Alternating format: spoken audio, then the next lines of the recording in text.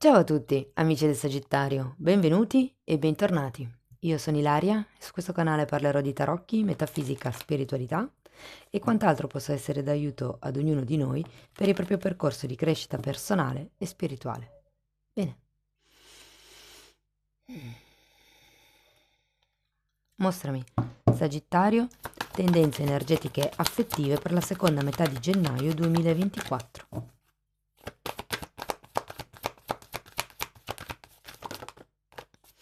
Due carte. La giustizia e l'eremita. Interessante, è come se ci fosse da riequilibrare qualche cosa dentro.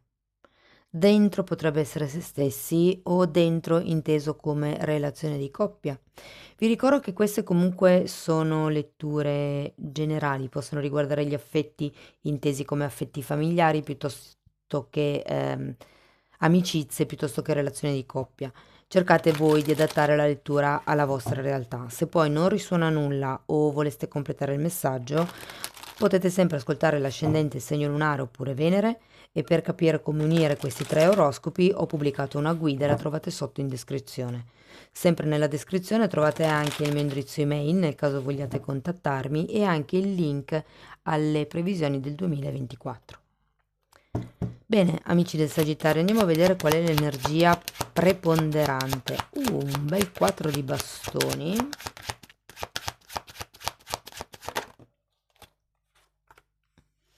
Asso di coppe. 6 di denari.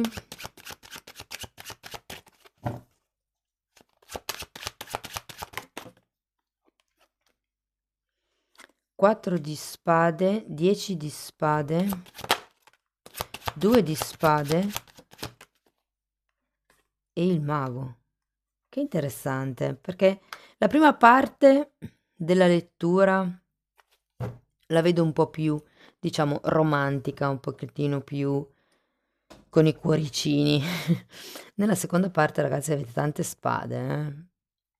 Andiamo a vedere carta per carta di che cosa si tratta nello specifico, però diciamo che mm, vedendola così ho come la sensazione che potrebbe iniziare qualche nuova relazione, qualche nuovo incontro. Con l'asso di coppe c'è sempre un'apertura del cuore, però con questo 4 di bastoni al contrario ho come la sensazione che le cose non siano del tutto stabili, che è come se non ci fossero bene le basi.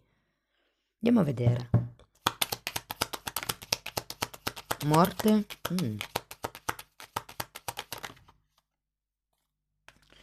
Morte. Re di pentacoli e papa.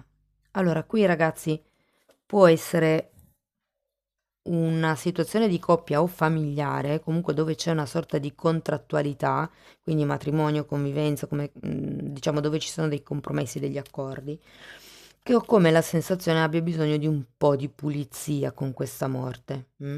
C'è da riequilibrare le cose, come vi dicevo all'inizio, all'interno della relazione o di una situazione. Adesso andiamo a vedere l'asso di coppe. Quante non sono troppe, ragazzi.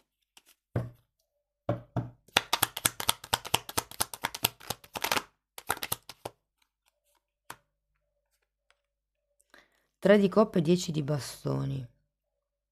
C'è come qualche affetto da lasciare indietro, qualche amicizia o l'aspettativa di un amore probabilmente per qualcuno.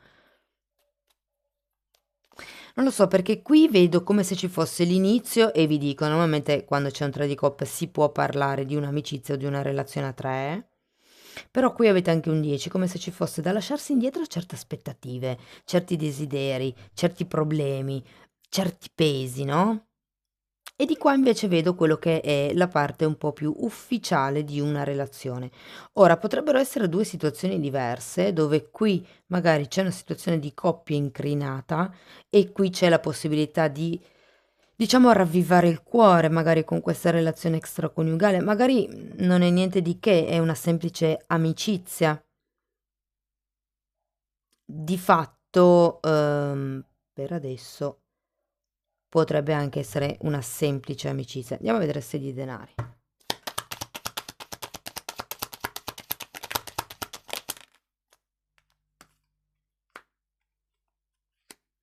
Re di coppe e la luna.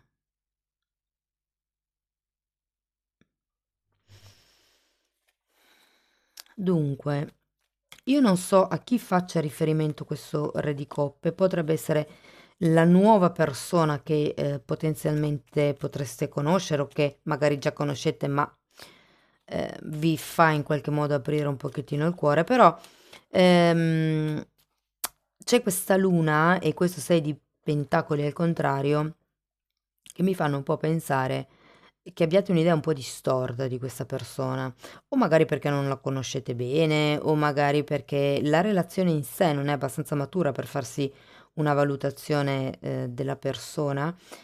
Sta di fatto che noto una certa paura da parte vostra a essere sottovalutati, a non essere capiti, a non essere valutati nel giusto modo. Andiamo a vedere il 4 di spade. 3 di bastoni, fante di pentacoli e 10 di coppe.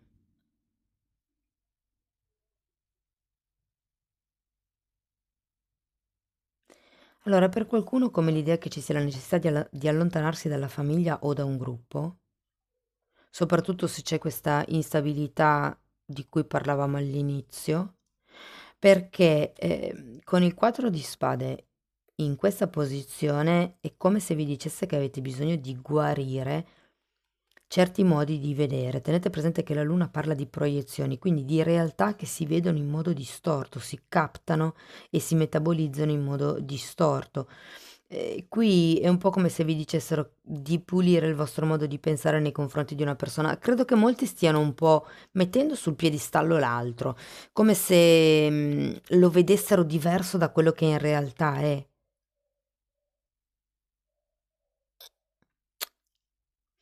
Andiamo a vedere il 10 di spade. Vi faccio notare che avete 10 di bastoni, 10 di coppe e 10 di spade. Quindi che sono tutte comunque carte di compimento, di conclusione.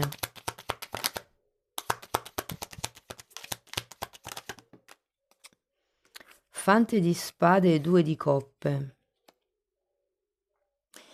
Allora, io credo che con questa persona riuscirete in qualche modo a trovare un accordo, ma qui è un po' come se vi volessero dire di mantenere sempre le antenne belle dritte, di rimanere in allerta e di studiare i movimenti dell'altra persona. E parlo della persona nuova che potenzialmente potrebbe entrare o della terza persona, insomma, che è nella vostra vita. Vi dico, anche se siete single, vale questa lettura. Comunque quelle dei single le ho già pubblicate, c'è la scelta a 3 e potete integrarla con questa lettura. Andiamo a vedere il 2 di spade.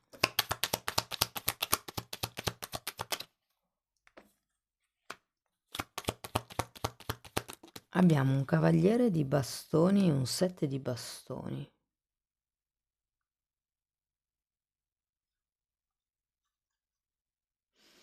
Allora, è come se ci fosse una scelta da dover effettuare qui,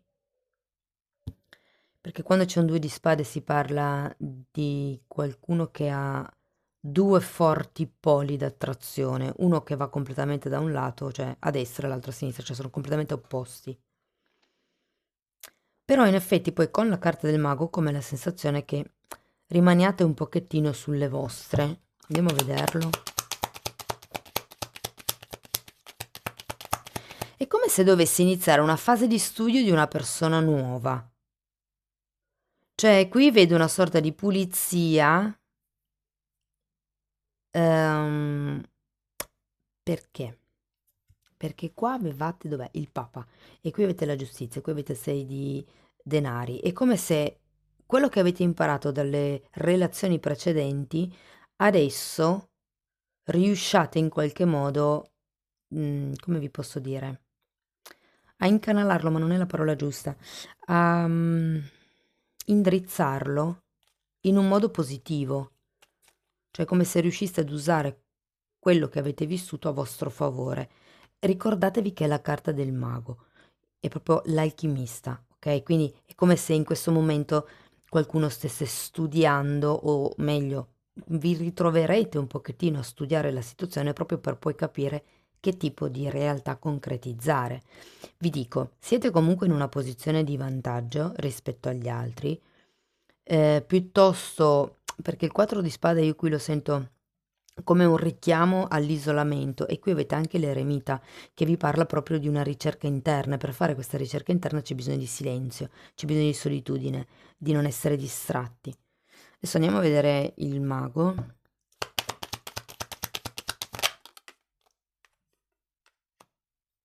Cavaliere di Pentacoli e Stella. Allora, qui il mago fa anche riferimento alla legge di attrazione o di manifestazione. E con un cavaliere di pentacoli è un po' come se vi consigliassero di mettere un mattone alla volta, di fare un passo alla volta. Voi intanto iniziate a guarirvi, a guarire quest'idea che avete della realtà che non è completamente pulita, ok? Magari toglietevi delle aspettative che pensate gli altri abbiano nei vostri confronti o sì, o idee particolari, perché qui è il vostro modo di vedere e di percepire la realtà o il passato che vi fa avere questa, diciamo, falsa visione da ripulire. Ma è un po' come se rimanendo in osservazione di tutto quello che vi circonda nel prossimo periodo, riuscirete a capire quali sono i punti di vantaggio e a riformulare l'obiettivo. Qui abbiamo la stella, è una carta di desideri ma anche di sogni.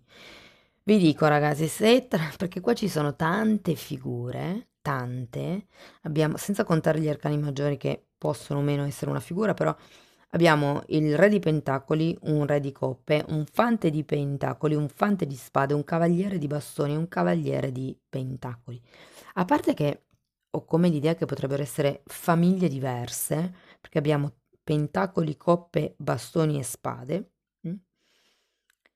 Ehm, Però è come se ci fossero tante energie coinvolte, tanti punti di vista che vi creano questo sovrappensare, questa distorsione nel vedere le cose. Però si tratta, allora, secondo me dovete partire da quali sono i vostri punti di forza per riuscire a trovare il bandolo della matassa.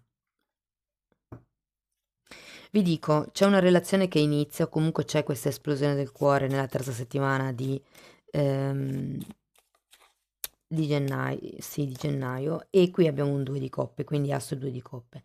Io ho tanto la sensazione che qualcuno abbia già una situazione in piedi, ma nonostante tutto nasca qualche cosa in più.